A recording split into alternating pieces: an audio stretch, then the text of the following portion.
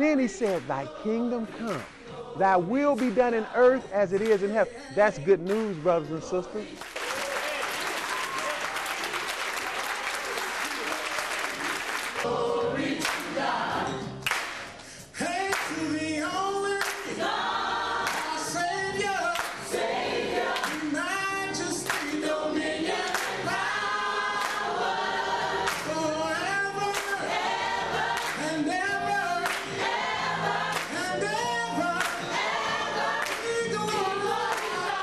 Praise the Most High God of Abraham, Isaac, and Jacob, and peace to everybody that's here in the name of Jesus.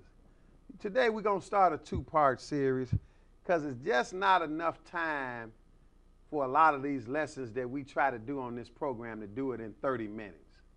And our regular service, when you hear that, it's 3 or 4 times as long as what you're seeing on TV. So in other words, you're just getting a snippet of the word that we teaching, because we read the Bible, we prove what we believe, and we teach it out of the Bible. We prove it.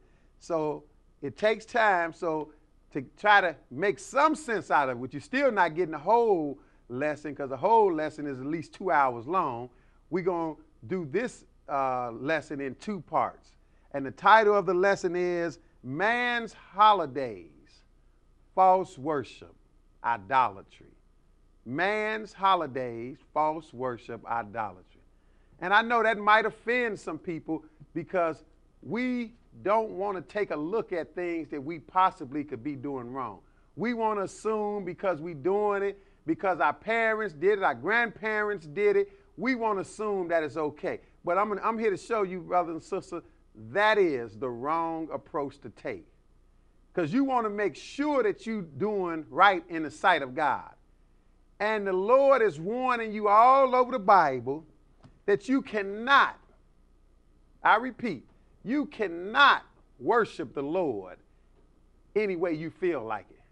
You cannot do whatever your mother and father did if it's not right. You can't do whatever coming in your mind. God got it laid out, and he intends for you to worship as he have said it. Therefore, and if you take the time to do that, you know you are pleasing him. See, but we don't have preachers telling us these things, but Jesus warned us in Matthew 24 that in the last days there would be many, not a few, many false prophets, and they would deceive many.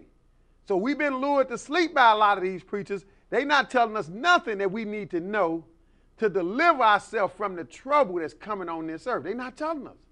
But we here to show you, and we can prove it out the Bible, brothers, and documented history, what we talking about. So we're not trying to offend nobody, but if the shoe fit, wear it.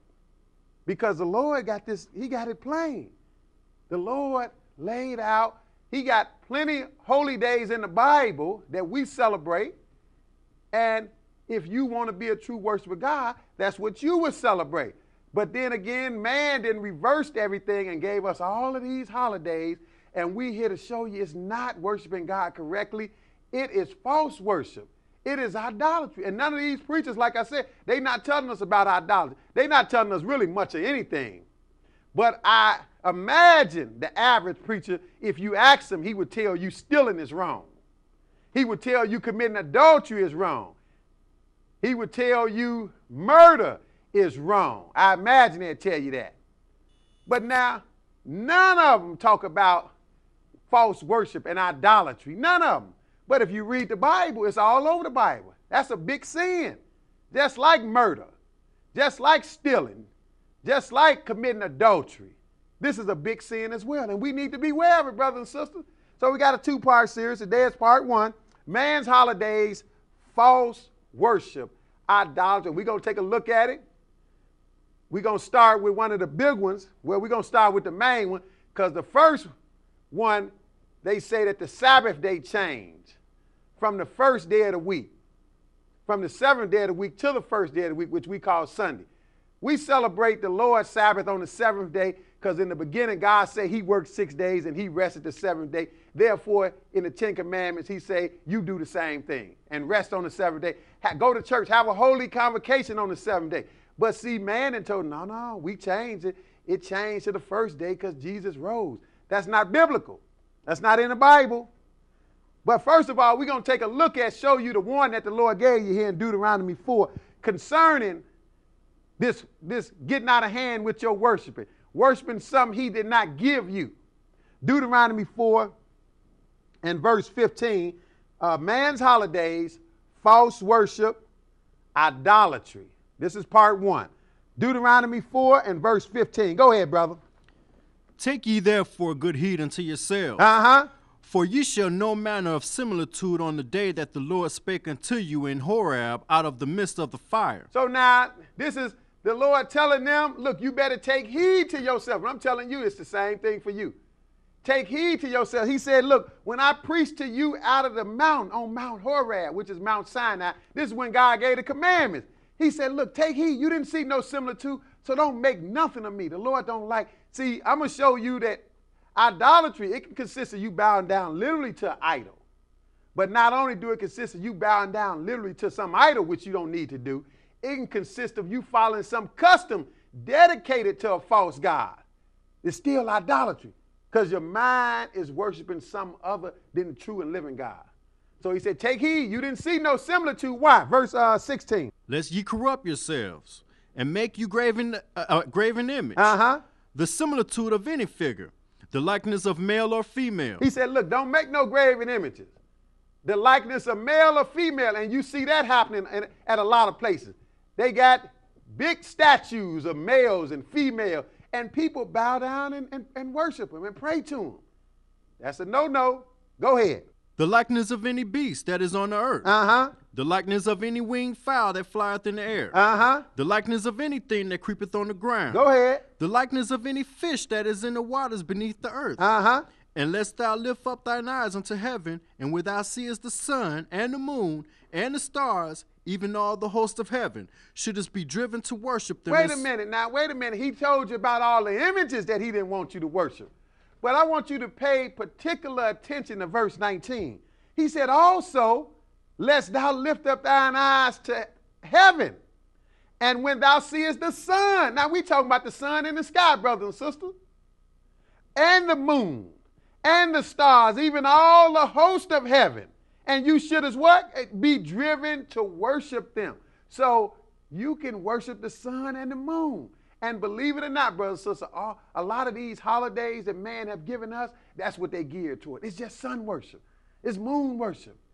You worshiping the stuff in the sky. They set this stuff up long ago, and they are sticking with it. They still worship it. Why you think the Sabbath day got changed to Sunday? Because they love that day. Because that day was dedicated to the sun a long time ago. See, the Lord didn't call none of them no name. He named them where he called one. He named them 1 through 6. And then the 7th day, the only one he gave a name to is the Sabbath day. But now man gave names to him, and the first day he gave Sunday, and that's man's day he want to worship. That's what they doing to this day. So he said, look, you look up and see the sun and the moon and the stars, even all the hosts of heaven, and shouldest be driven to worship them. Finish that verse. And serve them. And serve them. How can you serve the sun and the moon? You can't take the sun no breakfast and serve it. That means, but it's a way for you to serve it because you can follow a custom or you can follow a holiday dedicated to it. Go ahead. Which the Lord thy God hath divided unto all nations under the whole heaven. He said, look, the Lord gave the sun and the moon to all nations. Don't worship it. Don't follow no custom dedicated to it. Now let's show you, this is exactly where we got this modern day, this new Sabbath. People say, well, you know, Sunday is the Christian Sabbath and Saturday is the Jewish Sabbath and we just do the, that's a lie. There's no Christian Sabbath or no Jewish Sabbath in the Bible. It's one Sabbath, it's the Lord's Sabbath. Yes, he gave it to the Jews, but it's the Lord's Sabbath. It's the 7th day all over the Bible. It do not change. So I'm telling you, don't believe the hype. That's why the world is messed up now. But we're going to look at the history. First history we're going to look at is the New Standard Encyclopedia. This is the New Standard Encyclopedia, Volume 9, because we're going to show you where Sunday really come from. We're going to dig into it a little bit. A New Standard Encyclopedia, Volume 9. This is under Sunday. Go ahead, read that for me, brother. Sunday, the first day of the week. Sunday, the